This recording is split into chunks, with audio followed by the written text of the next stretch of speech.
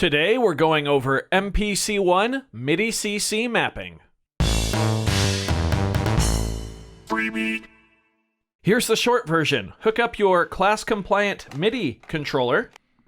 Click on Menu. Click on MIDI Control. Click on MIDI Learn. Click Plus. Select the parameter you wish to control. I'm selecting the low-pass filter cutoff of the tube synth. Click Learn. Wiggle the knob you wish to use to control. Click Learn again, and you're done.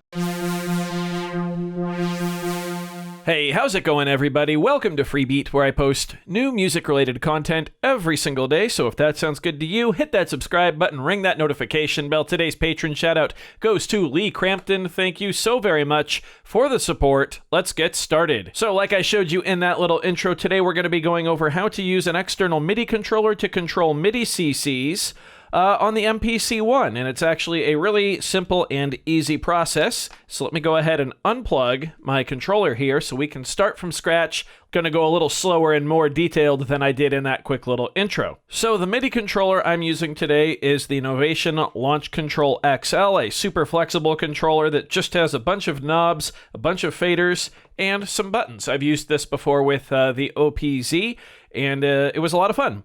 Today we're going to use it with the MPC1. So first thing I'm going to do is pull up an empty project here. By the way, cable-wise, this is just the audio out of my MPC going into my interface. This is power to the MPC1. That's the only thing I have connected right now. First thing we're going to want to do is hook up our Launch Control XL, which just uses a full-size Type B USB cable that you might find like on a printer. A lot of gear uses this connection. Now you will want a class-compliant MIDI device for this, just makes the whole process easier. Now I'm going to plug in the USB-A end of that into the back of the MPC1 here. And as you can see, the launch control boots right up. Nice thing about it is it doesn't require external power. Now what we're going to want to do is come up with a program so we actually have something to control. So for the purposes of this demo, I'm just going to take track 1, turn it into a plugin track, and I will just use the default plugin that it defaults to, the tube synth, and the default preset, which is Rich Swell. There we go. One thing to note, this will work with any other track type as well. So now we need to figure out what parameter of our track we want to control. So to do that, I'm going to click on Program Edit. Now the tube synth graphical display here does not look very good on camera, but just know that I'm going to be controlling the cutoff of the filter, which is that knob right there. I want to map that parameter to one of these knobs. So to do that, I'm going to press Main and go back to the main display here, the main page. Then I'm going to click on Menu. From here, I'm going to go to MIDI Control. Okay, we're going to click on that. Now, by default, we're going to be on the Hardware tab down here on the bottom left of the screen. We want to go to MIDI Learn. Now, you should be greeted with this blank page here. This is where we are going to add all of our different mappings for our controller. So what we want to do is click on plus to add a new mapping. Now we're going to go to Source, which this kind of confused me at first because I thought source meant, the source of the control, but no, it wants us to pick the parameter that we actually want to control. So we are going to go ahead and click in the main wheel on None, and this is where we will start to select where our parameter is that we want to control. So in our case, it's on a program here. But as you can see, you could pick something on a MIDI track, an audio track, a return, a submix, or a main. So for performance, you could put like a low-pass filter on your entire master track on the main and set that to a knob. That could be a real fun live effect, filter the whole thing down. Or you could do it to returns, submixes. There's a lot of possibilities. But like I said, for our purposes in this video, I'm going to select Program.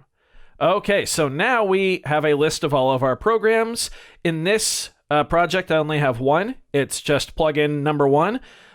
If you want to stay a little more organized, you can name your plugins. So I'm going to do that right now from the main screen. I'm going to name this one Tube Synth. There we go. So now plugin 1 is named Tube Synth. I'll press Menu and then MIDI Control to get back.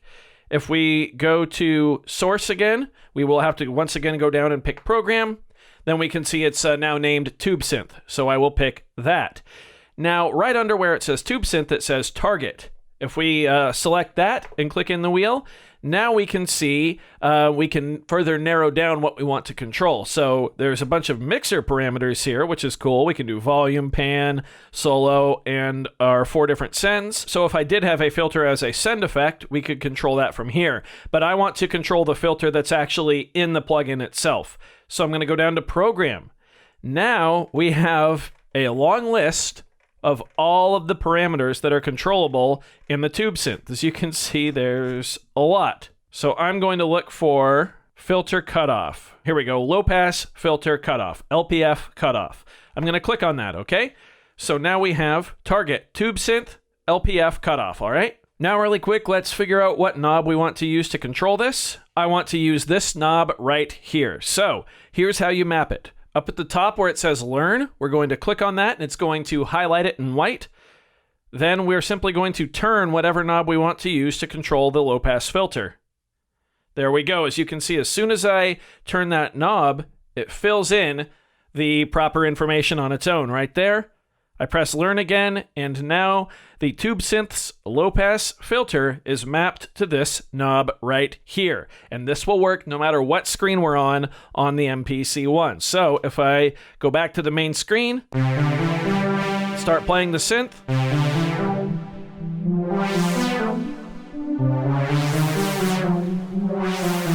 you can hear that the filter is indeed mapped to this knob right here. Let's go ahead and record something in real quick so we can play with it a little easier.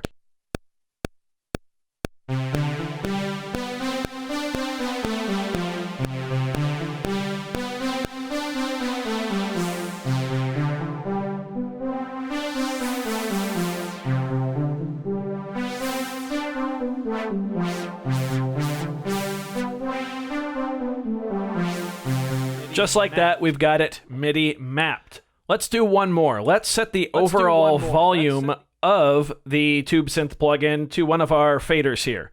So to do that, we're going to go back into Menu, back into MIDI Control, and I'm going to once again hit the plus button. We're now going to pick our source, which is going to be MIDI track, track number 1. Now we can target the mixer of track 1, and I'm going to pick volume. If you wanted to, you could go more in depth. You could actually go into the Tube Synth plugin and pick like one of the oscillator volumes. Anything that's a parameter in Tube Synth is basically mappable. So that's really cool. So anyway, we have track 1 volume set up as our target. If we click Learn and move one of these faders, there we go. We can see it's mapped. Unclick Learn. Let's hit play.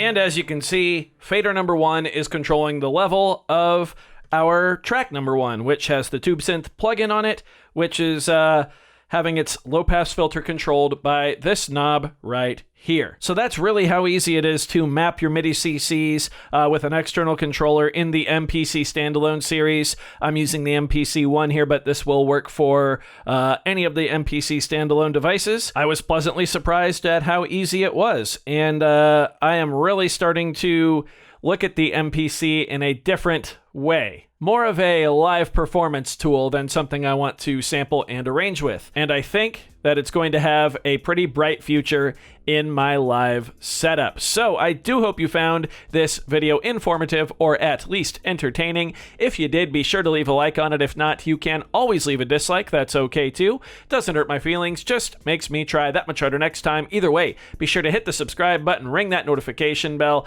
Thank you all so very much for being here. Thanks for watching. We'll see you next time. Bye.